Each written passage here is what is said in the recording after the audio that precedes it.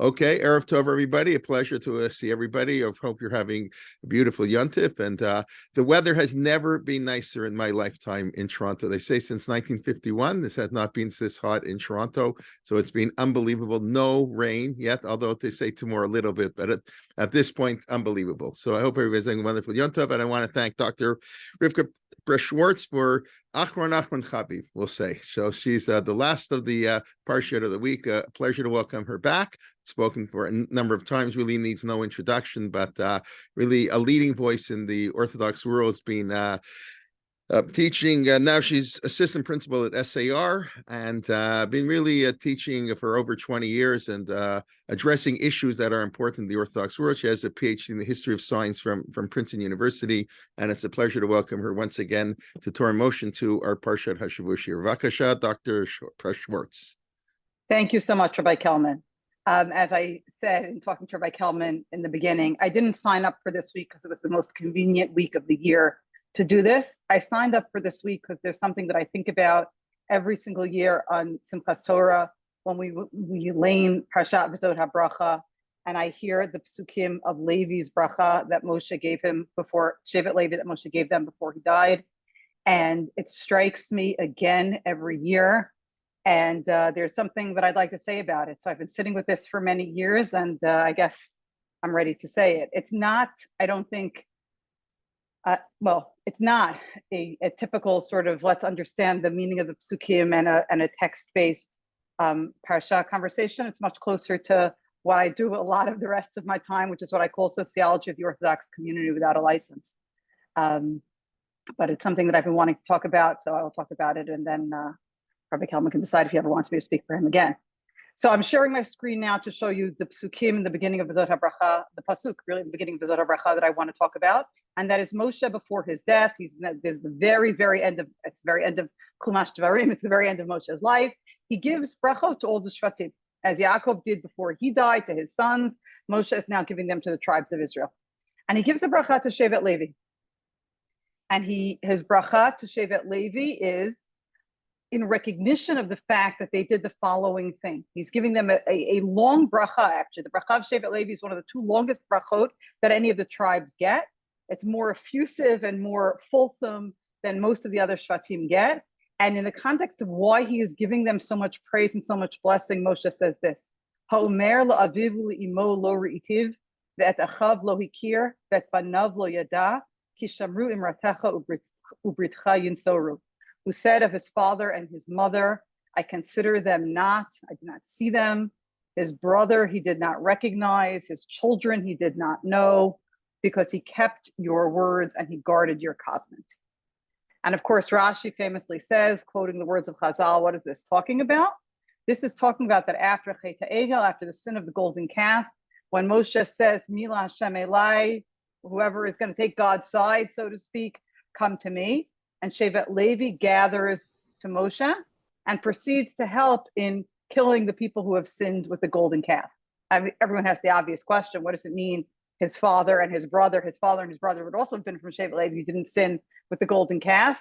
And of course, the answer is his father really means his mother's father. His grandfather might have been from another tribe, and his brother means his brother from another father, but the same mother, who also might have been from another tribe. So we go through a little bit of relationship gymnastics to account for how they could have had this relationship to him and not themselves been from Shevet Levi.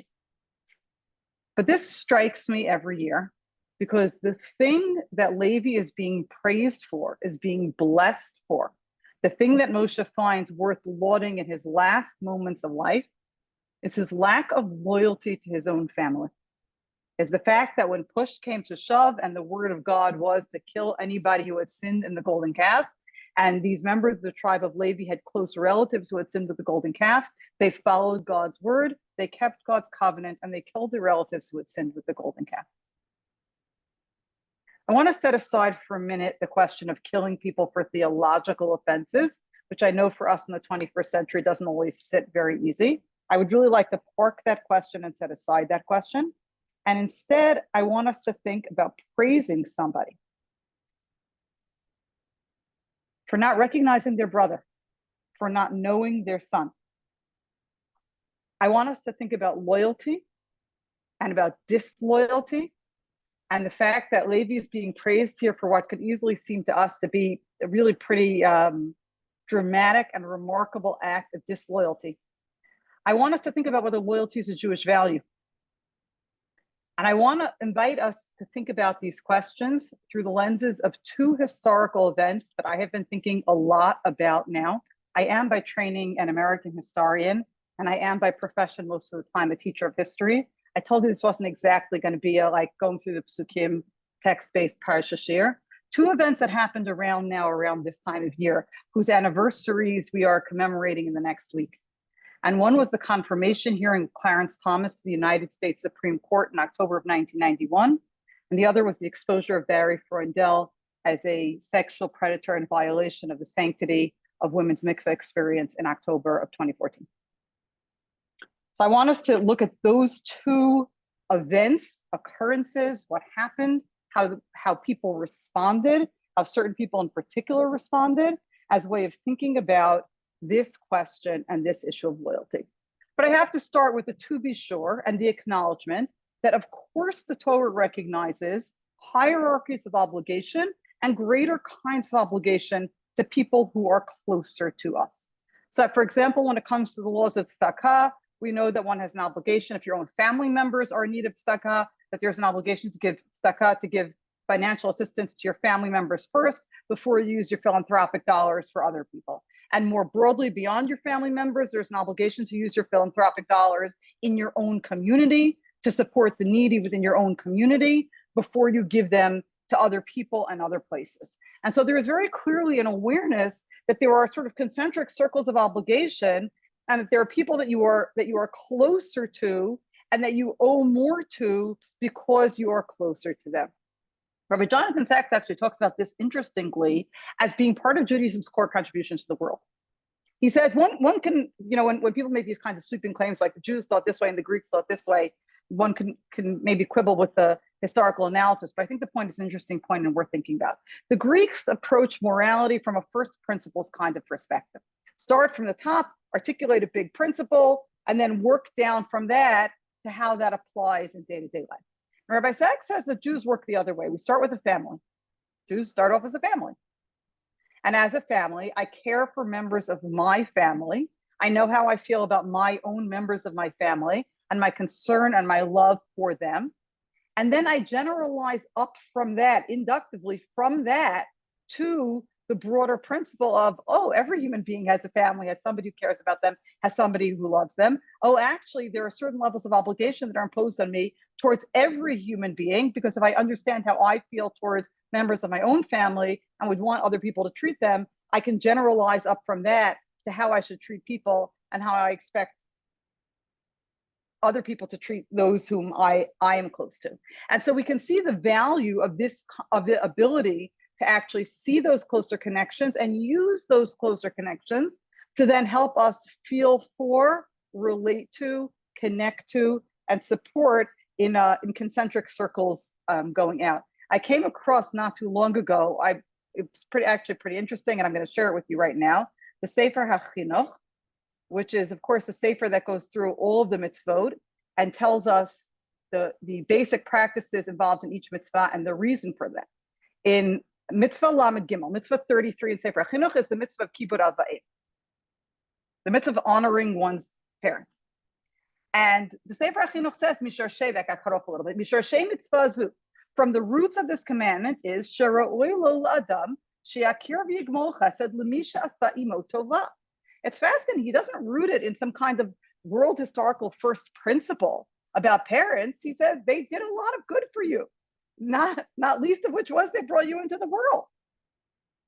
And you shouldn't be a boorish person, umitna care v'kafoi tova. You shouldn't be somebody who makes it as though they're strangers. I don't recognize you. I don't know who you are. And kafoi tova is the opposite of hakir tov. It's the opposite of gratitude, to be an ingrate. So you should not place those who did so much for you as though they are strangers and be an ingrate and not recognize and value what they did for you. And fascinatingly, the Sefer HaChinuch goes on to say that it is from the act of honoring one's parents in this way and for this reason, that one comes to recognize and appreciate God. that when I start by appreciating the human beings who brought me into this world and sustained me in it and educated me, I can then go on to think about to whom else I owe a debt of gratitude, and I can appreciate God. And so we see there is actually value in those circles of closest in relationships, and the ways in which being in and committed to and connected to those closest in relationships then in a variety of ways helps us appreciate and connect to those who are farther out. And of course, while it might start with family and our immediate obligation to family, we as Jews have a level of this connection to all Jewish people. And so there's certain obligations we have towards any other Jew.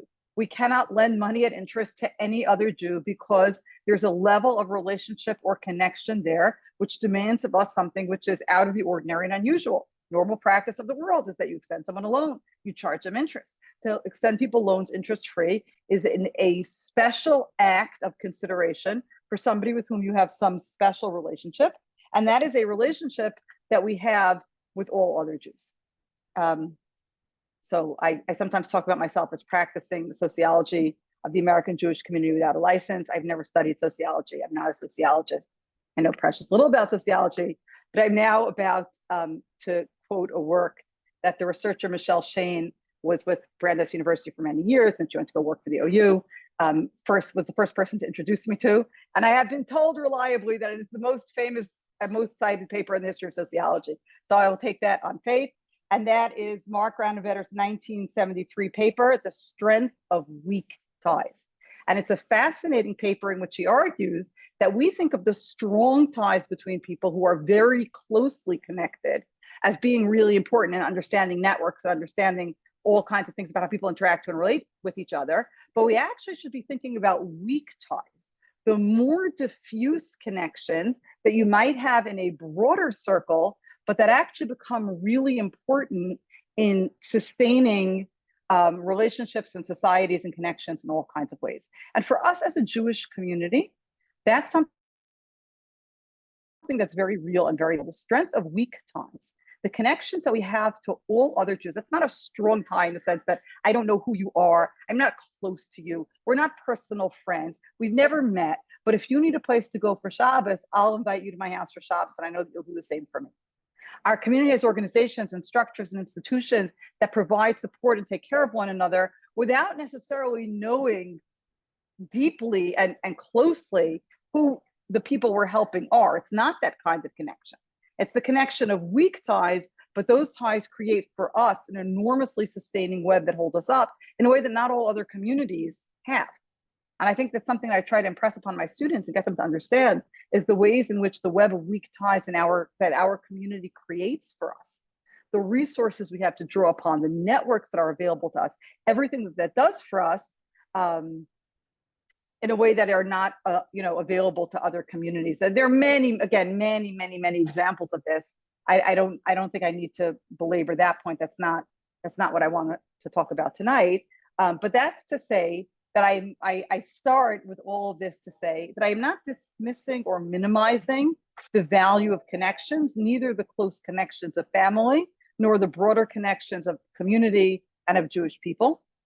Those are all things that have meaning and value, meaning that is recognized by halacha in certain ways, and obviously value that all of us experience in our lives.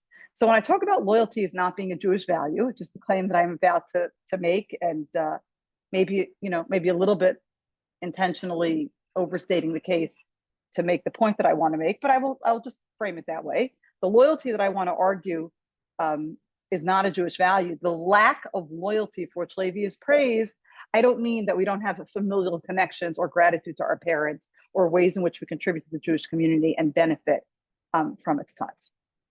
But I mean something else. And to illustrate the loyalty that I think is a problem and the lack of loyalty that I think would be a virtue, I want to tell you one brief story. A rabbi in the, broadly speaking, centrist, modern Orthodox, YU affiliated community, who sees himself, I think, as reasonably progressive and forward-thinking, and is seen by many as progressive and forward-thinking. I've had conversations with him twice about allegations of rabbinic abuse and sexual abuse. And both times, his framing of the conversation, what he was interested in talking about and what he wanted to emphasize was the risk of false accusations and the harm that that could do to rabbis. Now, that could be read as loyalty to principles of fairness, to due process. Everybody needs a full hearing before you make any decision about them. But I don't actually think that that's what that's about. I think that's about loyalty to people who are you and who are like you.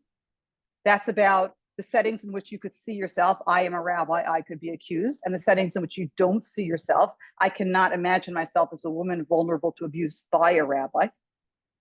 It's about the institutions that you have come up through and benefited from that you want to maintain and protect. And that's what it sounds like to me, not a loyalty to first principles of due process or making sure everybody gets a fair hearing. The legal scholar and maybe philosopher George Fletcher has a book called Loyalty, which is a long philosophical meditation on loyalty. And in that book, it's funny, I remembered reading the book as an undergrad, and when I went back to look at it for this, it only came out a couple of years before I was in college. So one of my professors must have assigned to me what then was a pretty new book. And I read it when it was fairly new and went back to it in preparation for this. And Fletcher talks about three kinds of loyalty, which make competing pulls on us at different times. One type of loyalty is the loyalty of extremely close family connections, the loyalty of very close personal connections to family or friends. One is the loyalty of community or group that we are part of, the larger, the nation, the religion, the people, the collective. And the third one is loyalty to God, to morality, to ethics, to a sense of what's right. And Fletcher says that there are going to be conflicts between those loyalties and pulls between them. And that it's not, we all know this, we didn't need him to tell us this, that it's not always going to be simple or uncomplicated to resolve. How do I decide in a given situation which of those loyalties dominates, which of those loyalties prevails, which of those loyalties do I have to act in allegiance to and uphold? But again, I want to argue that a lot of the time, what gets cast as acting in a value of loyalty, in fact, is some combination of acting in protection of the interests or the affiliations or the groups that I have benefited from or am a part of or feel connected to, and an inability to consider the perspective, voice, or experience of those who are coming from someplace different, and that it is not, in fact, a virtue of loyalty or protecting something that is important. It is, in fact, a significant failing. And here I want to talk for a few minutes about the Clarence Thomas hearings. For those of you who either didn't live through them or lived through them and have managed to forget them or didn't pay so much attention the first time around or don't live in the United States and don't really care about the American Supreme Court, a brief review. In 1991, President George H.W. Bush, the first President Bush, nominates Clarence Thomas, who then was a judge on the Court of Appeals, for a seat on the United States Supreme Court. Tenure on the United States Supreme Court is for life. And so it's really pretty significant who gets confirmed to the United States Supreme Court. Clarence Thomas is an African-American conservative, a combination which is not super easy to find. And George H.W. Bush had been looking for a Black conservative because he was replacing Justice Thurgood Marshall, who was the first African-American justice on the Supreme Court. So he was looking for an African-American justice to replace him, but somebody who would share George H.W. Bush's more conservative political and jurisprudential views. And so he nominates Clarence Thomas. In the course of the nomination process, as Clarence Thomas is being vetted and reviewed, rumors start to bubble up of sexual harassment that he engaged in his professional life, actually as the head of the Equal Employment Opportunity Commission, which is in charge of, among other things, preventing gender-based harassment in employment. So there is that. And then the question was what the committee would do about it. The committee eventually decided to hear from his first and most prominent accuser, Anita Hill, who then was a professor of law at the University of Oklahoma at Norman. She later was a longtime professor at Brandeis University. And so they decided to listen to hear testimony from Anita Hill. However, the Judiciary Committee in the United States Senate made the decision that it would not hear from any of the other women who similarly came forward to accuse Clarence Thomas. And so the country heard Anita Hill alone against Clarence Thomas alone. So it became a whom do you trust more? And Anita Hill was savaged, and people obviously had great stake in discrediting her. And most of the country did not know that there were at least 3 other women who had similarly accused Clarence Thomas of sexual harassment. The reason the country didn't know this is because the Democratic senator who was the chair of the Judiciary Committee made the decision that those other women's testimony would not be heard. Democratic senator of the chair of the Judiciary Committee was one Joseph R. Biden from Delaware. It was Joe Biden's decision that no other testimony would be heard other than Anita Hill's, that there would not be a full airing of these charges. They would listen to Anita Hill to kind of Beyonce, to check the box and say, we did what we had to do when these charges came forward. And then the nomination was moved to a vote, and Clarence Thomas was confirmed by a very narrow margin, but he was confirmed. And one of the things, I was in high school, I remember listening to these hearings on the radio in the kitchen. This is right, 1991. On the radio in the kitchen while getting ready for Shabbos, while cooking for Shabbos. We were listening to this on the radio. It was really not family-friendly listening. I'm not sure I was listening to this on the radio, but we were. And here's something that was very striking. The men on the Judiciary Committee, it didn't matter. Oh, they were all men, just to be clear. Every single person on the Judiciary Committee was a white man. Republicans, Democrats, it didn't matter. They all didn't understand the conversation here. If somebody said these terrible things to you, why would you keep working for him? Why would you follow him to another job? Why wouldn't you just? And why wouldn't you just? And the men on the Judiciary Committee took this to mean that that probably Anita Hill wasn't credible, and probably what she was saying wasn't true. And women all over the country, by the thousands and the tens of thousands, said, what do you mean?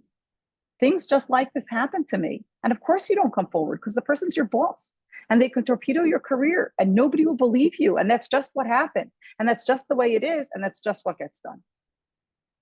And Anna Quindlen wrote a column that I would like to share with you right now. Anna Quindlen was a column, I've been quoting this column for 30 plus years now. Anna Quindlen was a columnist for the New York Times. She was the woman on the masthead, on the op-ed page at the time. And she wrote a column called Public and Private. That was the name of her column. And this is what she wrote in October of 1991. Listen to us. You will notice there is no please in that sentence. It is difficult to feel polite watching the white men of the United States Senate and realizing that their first response when confronted with a serious allegation of sexual harassment against a man nominated to the high court was to rush to judgment. It is difficult to feel polite, knowing that they were more concerned about how this looked for them, for their party, their procedures, and their political prospects than in discovering what really happened. The gender divide has opened and swallowed politeness like a great hungry whale. And again, I think it's really important to say, this was a Republican nominee nominated by a Republican Senate, but the hearings were being conducted by a Republican president, but the hearings were being conducted by a Democratic Senate. This was not a case, in fact, of a partisan divide here about this, as much as it was a vast, as Quindlen is saying, a vast gender divide about which position you can imagine yourself in and who you think is believable and who you trust and to whom you are loyal because you see yourself in them or you could see yourself in that position. Like the rabbi who heard about allegations of rabbinic abuse or sexual harassment, and the only thing he could imagine was himself as a falsely accused rabbi. Despite the fact that we know how rare false accusations are, despite the fact that we have by now enough evidence piled up to the heavens to know that the biggest problem we have is not the problem of false accusations.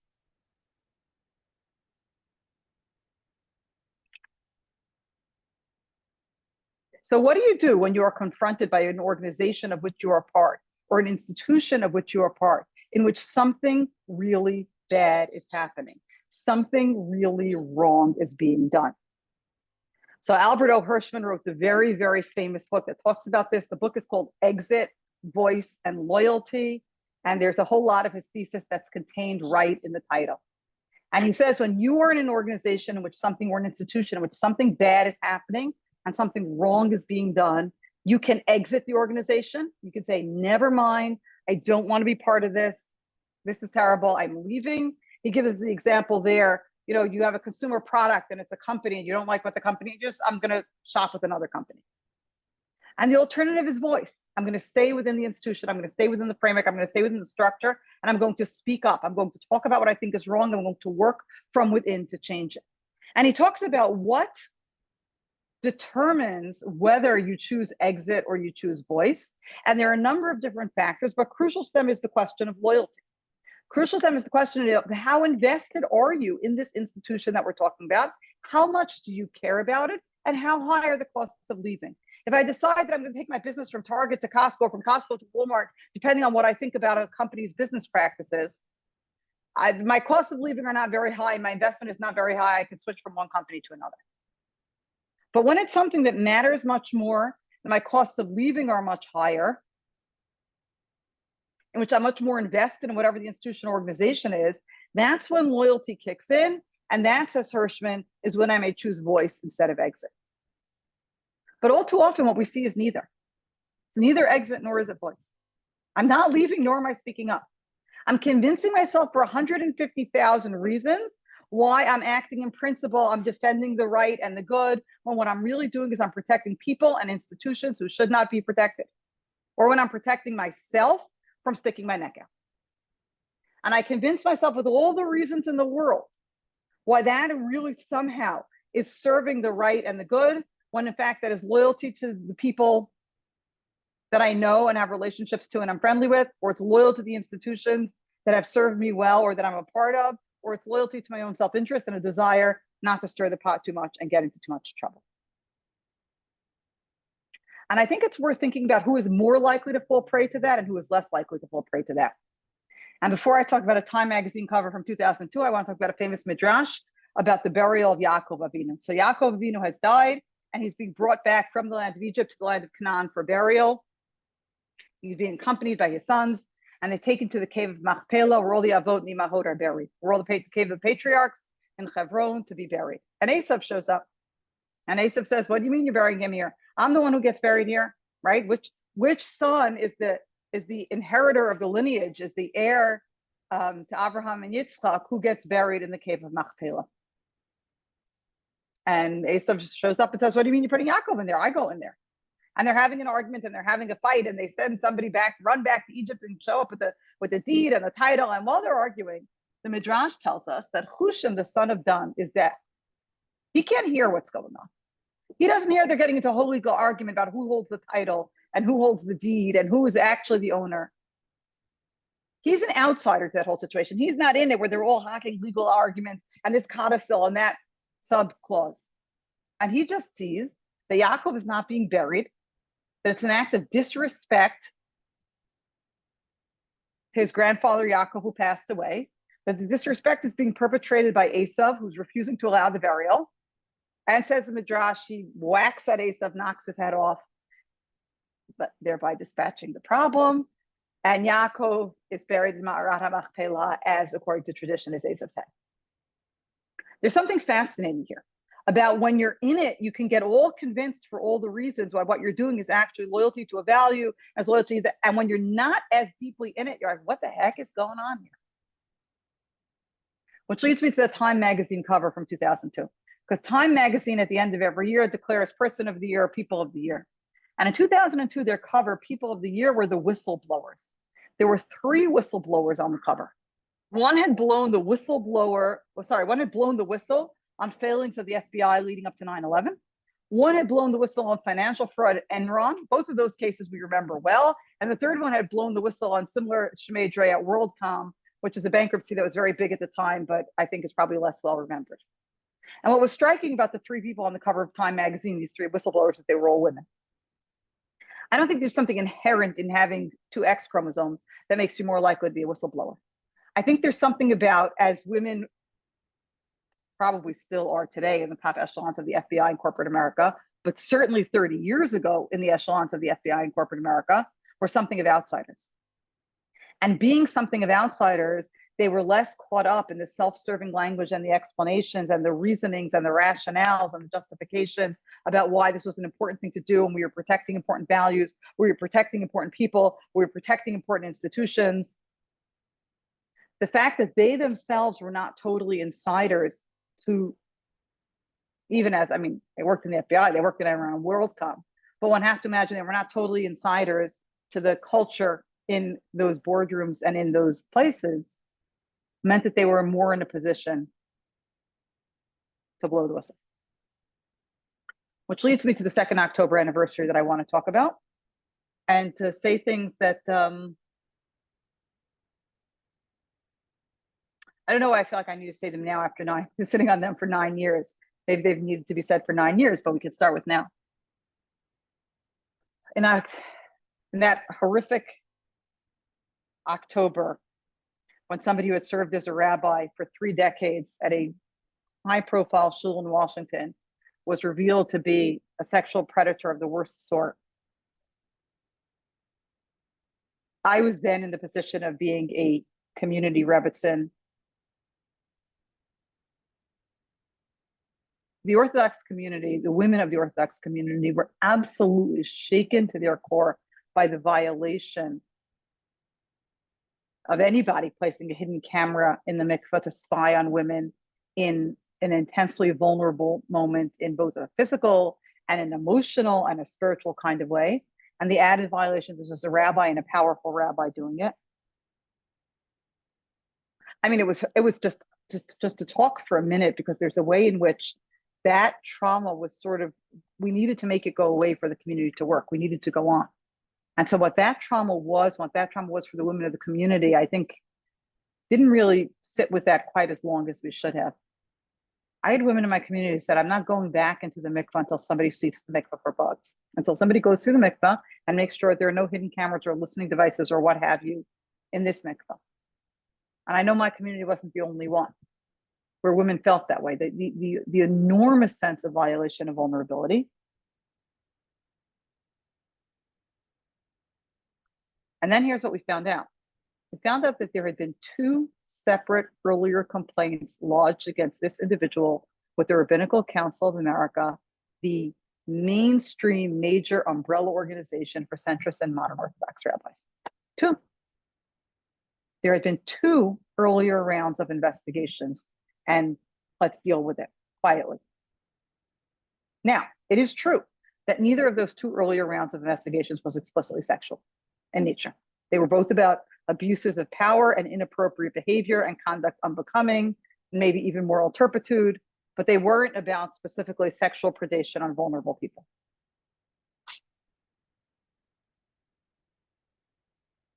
And they were handled in a way that I will say, as an outsider, looked more like you wanted to make the problem go away than like you wanted to deal with things. I will say it was fascinating to me at the time. I was deeply invested in this, as I think many of us were, in this horror. And I actually looked into it. The RCA had at the time a great policy for dealing with sexual harassment and rabbinic violations of appropriate boundaries. They did. They had a great rabbinic violations of sexual boundaries. They had a great policy on the books then that called for an open investigation, having a committee and having women on the committee, and not having it just dealt with internally and quietly.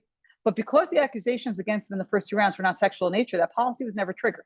And instead, they did exactly that. They had quiet internal investigations that were either staffed by people within his organization, people within his network, or other Orthodox Jewish men in positions of power and responsibility to investigate this.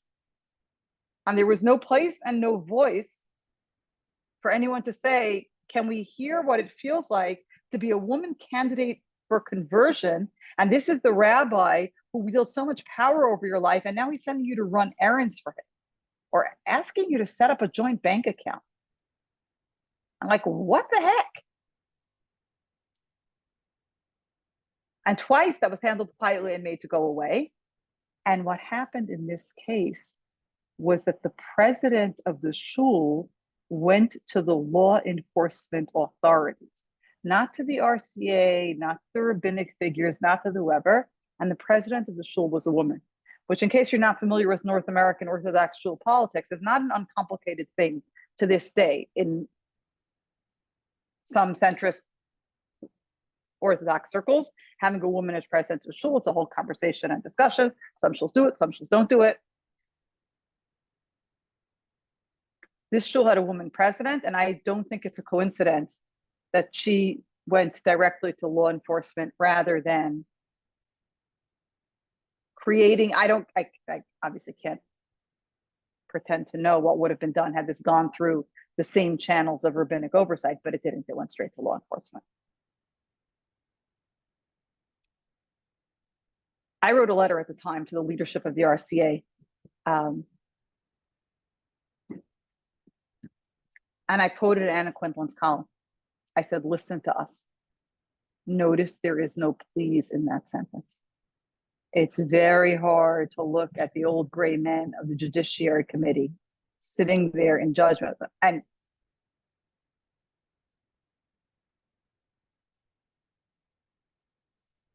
I thought about sharing some of that letter tonight. I decided not to.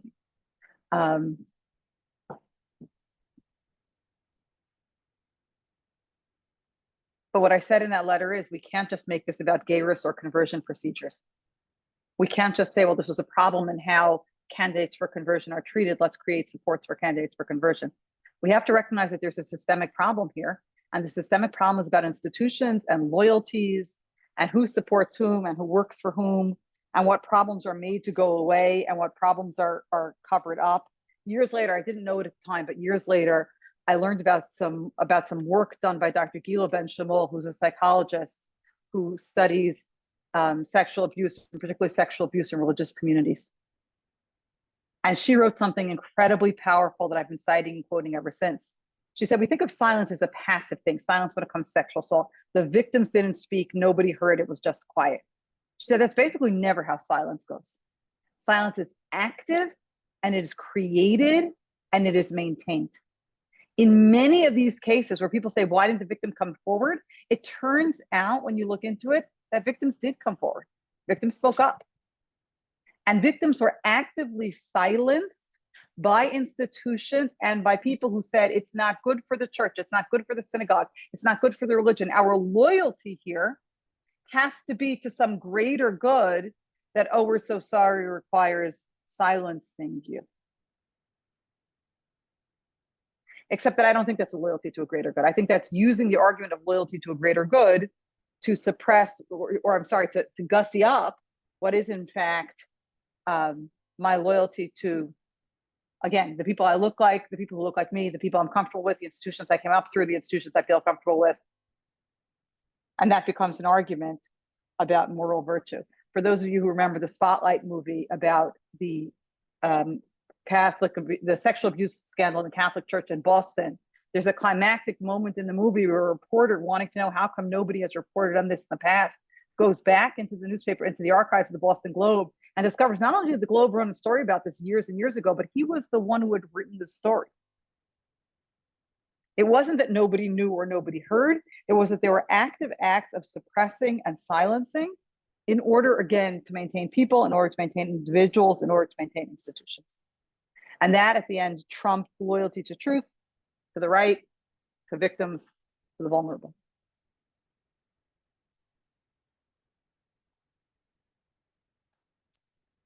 There are too many stories that we could tell like this. There are just way too many stories that we could tell like this.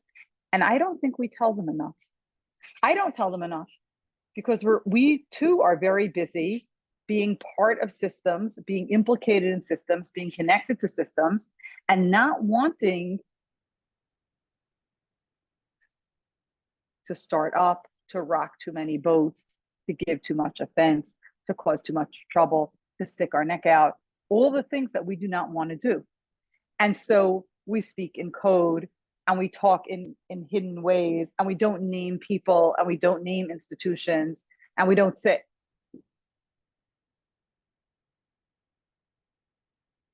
And in that sense, I think we become implicated in and complicit in the silencing and the construction and the maintenance of the silence. And it is important to know that the praise here is not for Shevet Levi that they didn't participate in Chet HaEgel.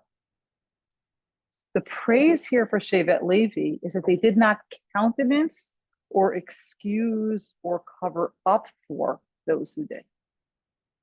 Too often, I think we are stuck in it's so convenient to say the perpetrator is to blame and only the perpetrator. We find ourselves making the same kinds of bad apple arguments that we hear all too often in police departments.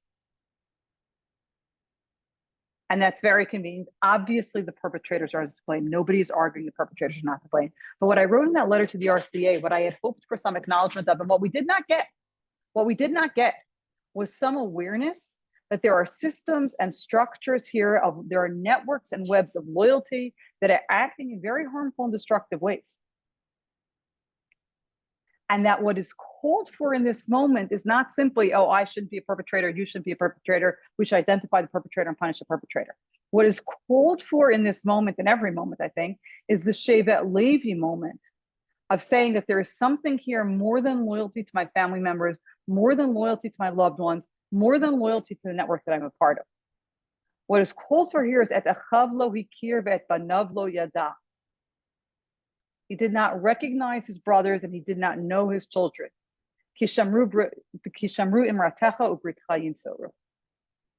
Because he guarded your word and kept your covenant.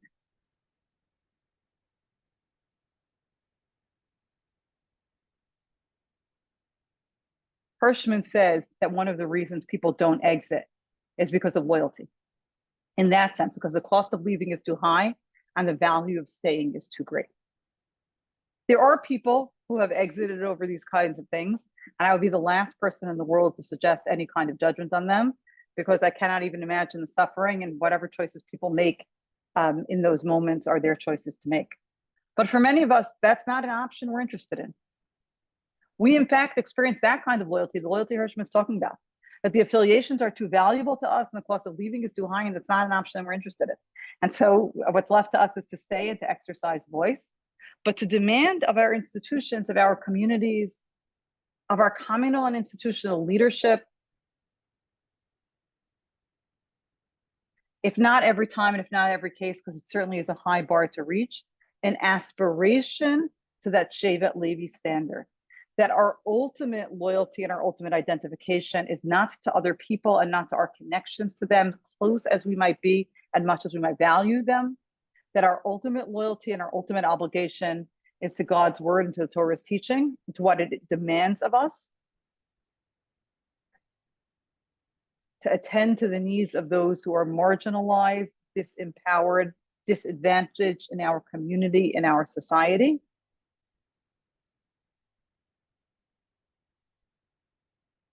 And we get to demand of our leadership that they, if not always and in every way, realize that standard, that they aspire to that standard. That is what Shevet Levi is praised for doing. That is what we should be asking. And we get to say that loyalty, the kind of, no, I know him, he's a good guy. Yeah, I know he made this one mistake, but really he's a good guy, is not a Jewish value, is not a Torah value. And we should be comfortable saying that, recognizing it as such, and asking for something more.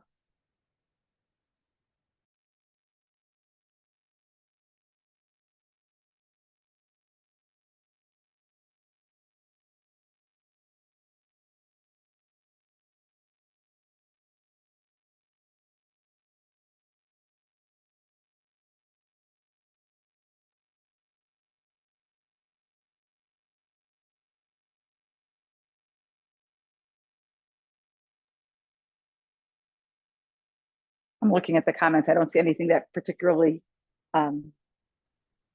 is a question. I'm not sure what questions particularly there might be, but if there are any, I'm happy to entertain them. I wasn't sure you had finished. I think you left people kind of speechless, you know. So anybody want to? Let me ask it. I mean, listen. I know you said it wouldn't be a regular part here. Don't worry, we will invite you again to speak. Have you seen any improvement? I mean, I know you mentioned, you spoke to, I don't know exactly when you spoke to this major, centrist rabbi who was concerned about false accusation, but have we learned, our community learned in the last 5 to 10 years?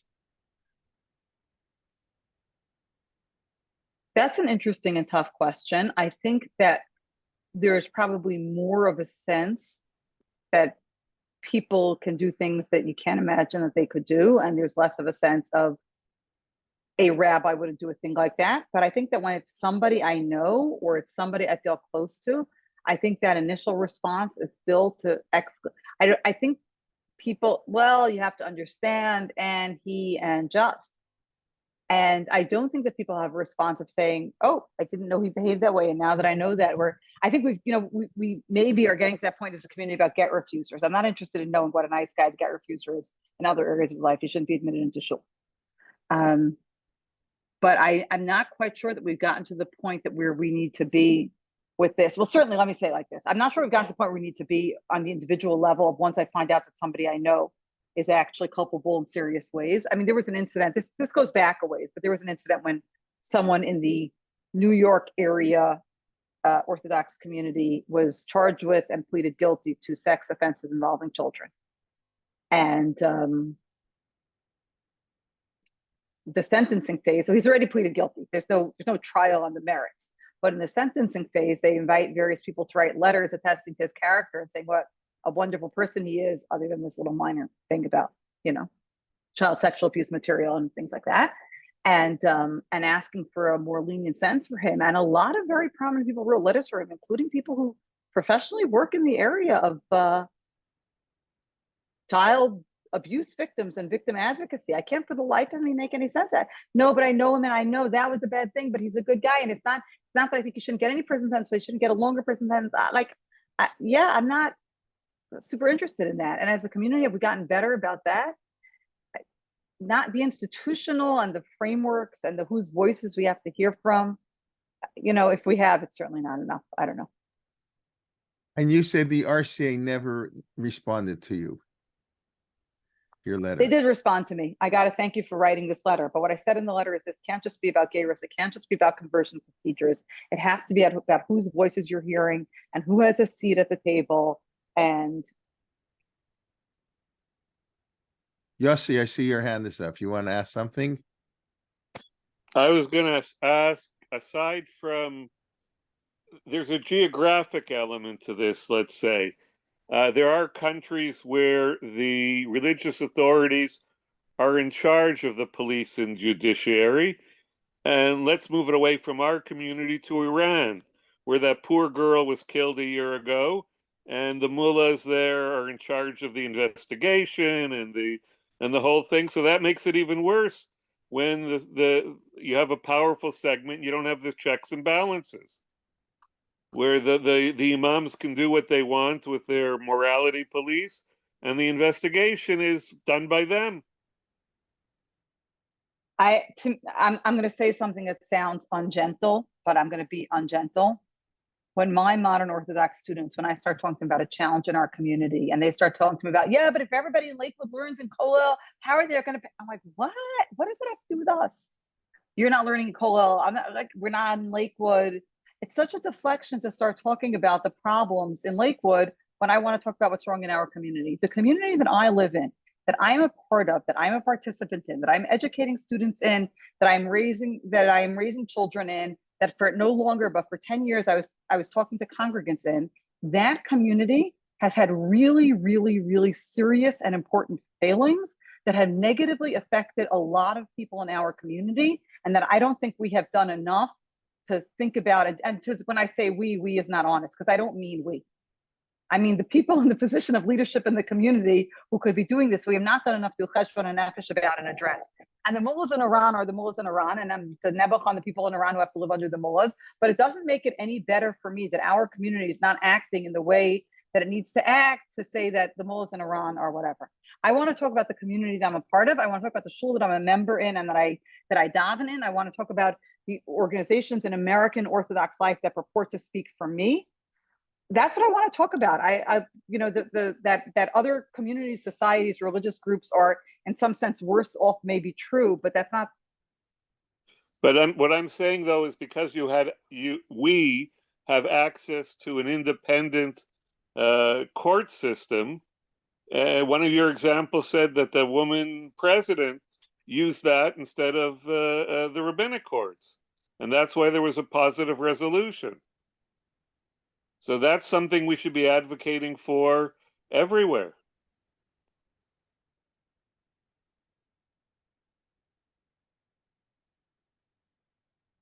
Okay. I guess I just see there was, I don't know if somebody put in on the chat box footage. I'm just looking at this now. talking about, okay, the case in Israel, but I guess that's also not our community. I guess you would say the woman in Australia, that long case that now she's in jail, I think, finally in Australia. But okay, listen, if anybody has any comments, please feel. But I thank you for that. But I guess what you're saying, if I may, like the Torah is basically praising Levi for being like, when there's abuse, what I'm using that in the more of a general term, we don't care who you are, fathers, mothers, children, brothers, nothing, and that's the great praise of the Torah. That's Moshe's bracha, right? I mean, that's what I understand you're saying, of course. Moshe is praising Levi for being disloyal, for not saying, well, but he's my family, Right. and of course I stand with Correct. family. No, you don't, of course, stand with family. No, you don't. Right, that's what I'm saying. Actually. He couldn't care. It's there's zero difference if it's your family. When something terrible happens, there should be absolutely no leeway that he's a nice guy in some other area. Basically, I imagine there might be difference. My father's not a serial killer, just to be very clear. I imagine it might be enormously painful if my father were a serial killer, and I might still want to visit him in prison. But that is different than on an institutional level advocating that he not be in prison. I might want to visit my father. My father's not a serial killer, just to be perfectly clear. I might want to visit my father in prison if he were a serial killer.